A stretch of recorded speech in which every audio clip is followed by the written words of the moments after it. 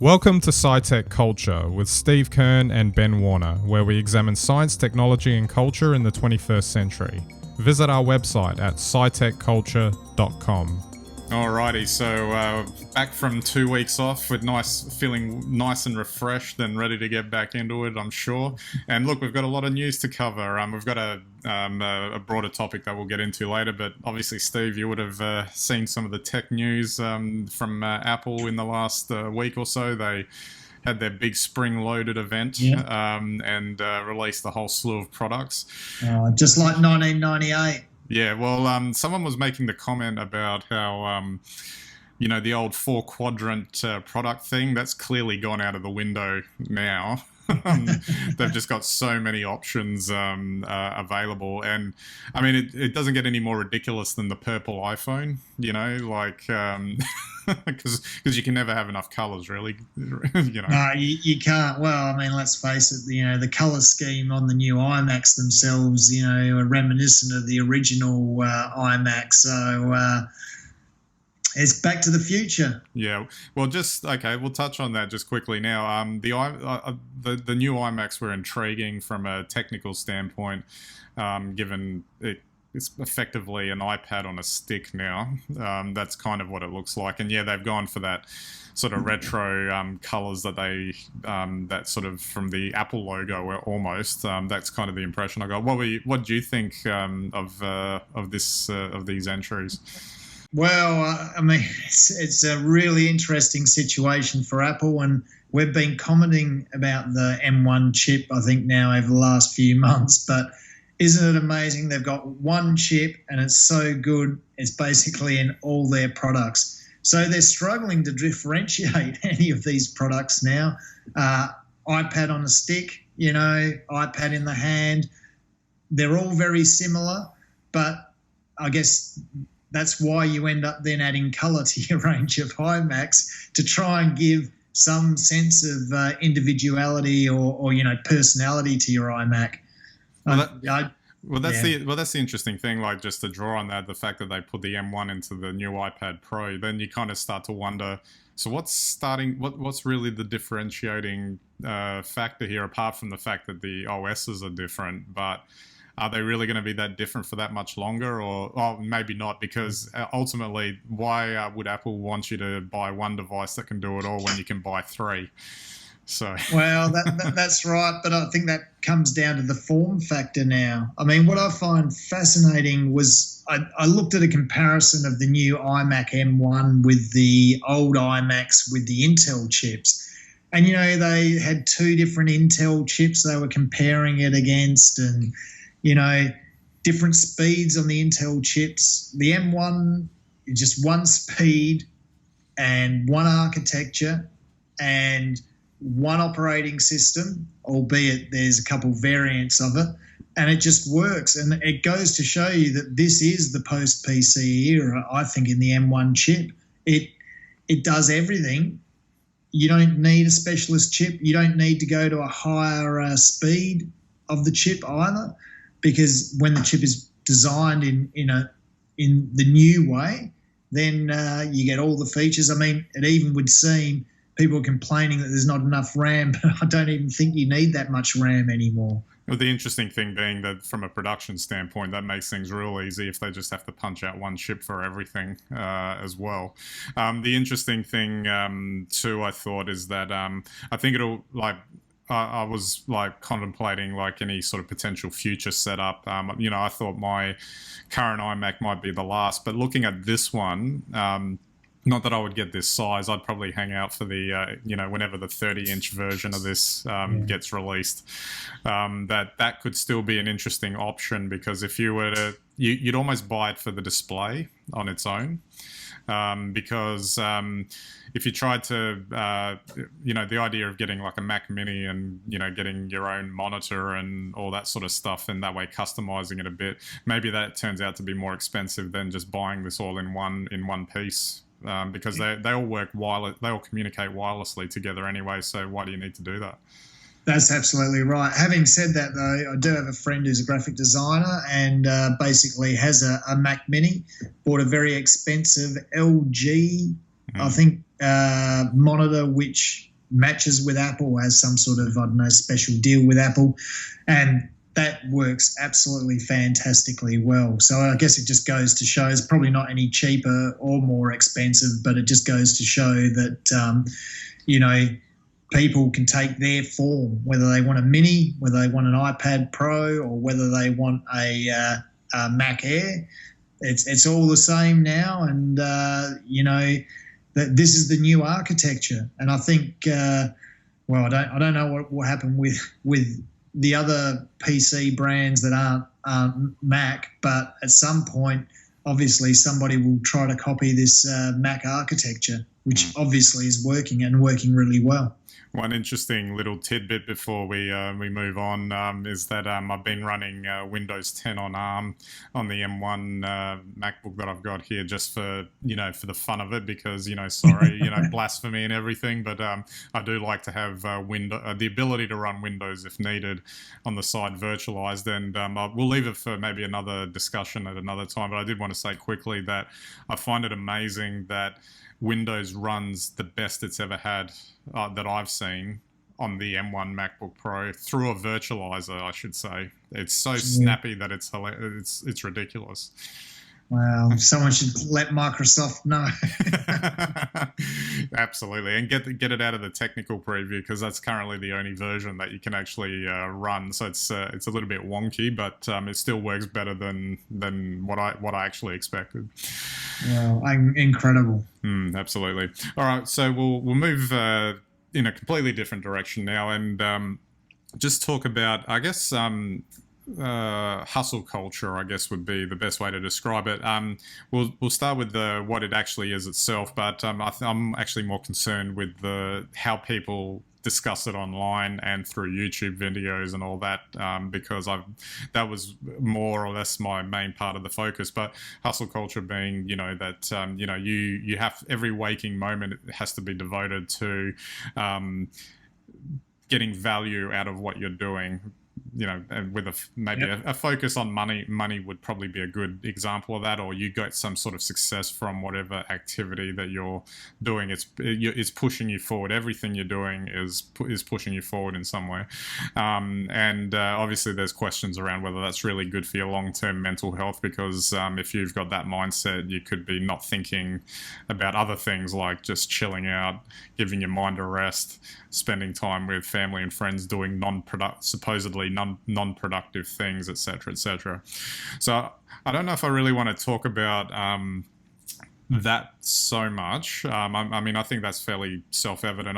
The only thing I would say is that in my experience, in the filmmaking days, I remember that this being an aspect to it, in that we would go out and make these films, and it was like, they don't have value unless it gets sold somewhere.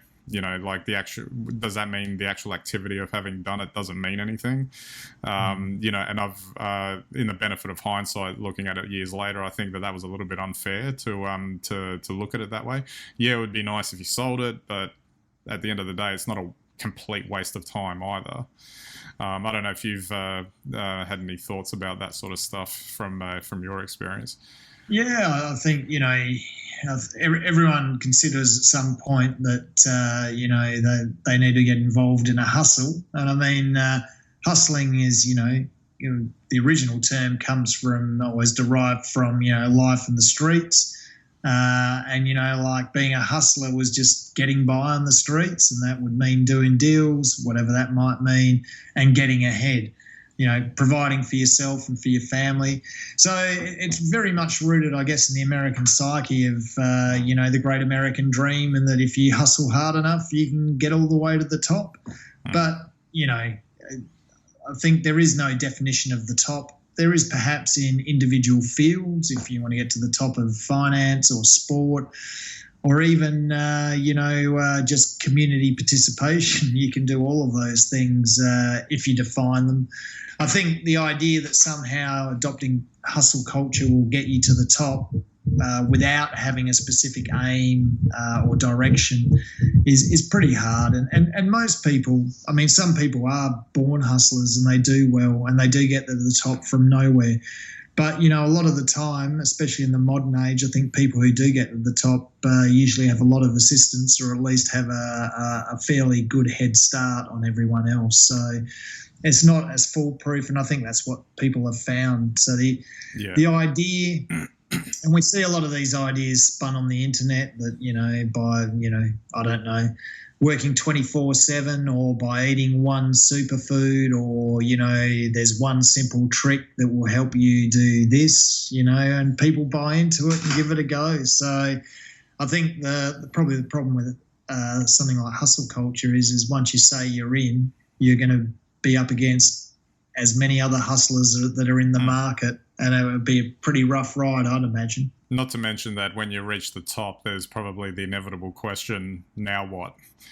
And that's where you might run into problems if your entire life's been based around getting to that said goal. But anyway, the interesting thing I thought was actually more the discussion online around this sort of thing. And I guess we've picked on hustle culture here just as an example, but it applies to basically anything that's discussed on the internet. And it's these waves of discussion that happen, and almost like a sheep-like behavior with the way online rhetoric tends to flow. So obviously there was a period there where hustle culture was like heavily promoted, and then everyone jumped on the bandwagon and then basically copied each other's videos or blogs or whatever it was, and basically essentially said the same thing after maybe a couple of prominent people said it. And the thing that I've noticed now is that there's a whole wave of these things happening again, but this time saying that no, it's not that good. It's detrimental to your mental health. It shouldn't be the organizing principle around how you should, conduct yourself or supposedly lead a successful life. But that's the bit that I find interesting, is that there's just it's that sheep-like behavior that I've seen where basically one person or two people or even a half dozen people authoritatively spoke on the topic, and then 10,000 other people effectively just did the same thing, yet they still get like their 500,000 views on YouTube from it, and so it just makes me wonder what the point of all of that is, where so many people just copy the same thing over and over again, and what's that actually about, and what does that actually contribute to anything? Oh, that's a really good point. I mean, this is the medium of the online world that people are buying into and spending a lot of time in. And I mean, everything online now is effectively constructed in such a way as to try and entrap you into spending more time and more energy in that medium. So convincing you that, hustling 24/7 is the way forward, that, at its heart, it might just be more clickbait, for someone else to buy more minutes, more time to bring them revenue. But and a really interesting thing, I don't think it's very well recognised, but everything now online, including the ideas that are presented there now, everything has an ulterior motive. Well, I mean, just to circle back to our iMac discussion from earlier, the one that I thought was hilarious because it has such a specific and unique angle, which then got copied 1,000 times, was this idea that the new iMac was ugly. So one person did it, I saw two people do it, and then I saw just a never-ending stream of some sort of variation that had that in the title, because obviously that was a clickbait title. And fair enough if someone has that opinion, but not when 10,000 people have the same opinion with a similar sort of title attached to it. And the worst thing is that in those instances, usually the content is ripped off from the original person who wrote it. And it is replicated, without attribution time and time again. So this is what I think is dangerous at the moment. It's very easy to mislead people or to be misled inadvertently and arrive at opinions just because you only looked at the search results and not actually at the article, that, you arrive at an opinion that might be the opinion someone wants you to have, i.e. the iMac is ugly, but that might not actually be whether truthful as to whether it is or not. But it helps you arrive at the opinion that it might be.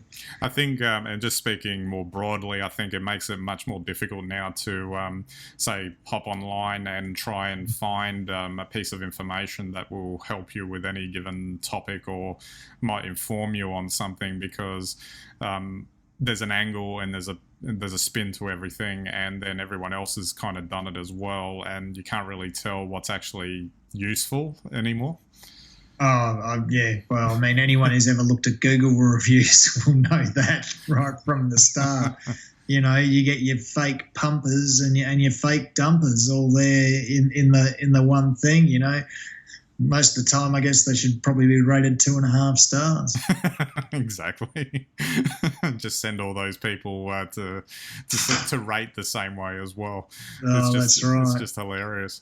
But yeah, so it is an interesting topic, and it just, I guess, if nothing else, don't necessarily allow the algorithms that are presenting you with content. Don't let them just let the searching. Let them do the searching for you, because like with anything, because there's so many people doing the same type of thing to get the same clicks, etc. If you start down a path and let the algorithm do it for you, you'll just see the same content over and over again. No, it's very hard to avoid that though these days. So I don't know. I don't know where it'll end up from here. But I think in a few years' time, we might not be able to think anything that hasn't already been thought of on Google first. Who knows? And then maybe the hustlers will come out and find some other way to entrepreneur themselves out of it. All of us out of it. Real hustlers are already ahead of the game, I'm sure.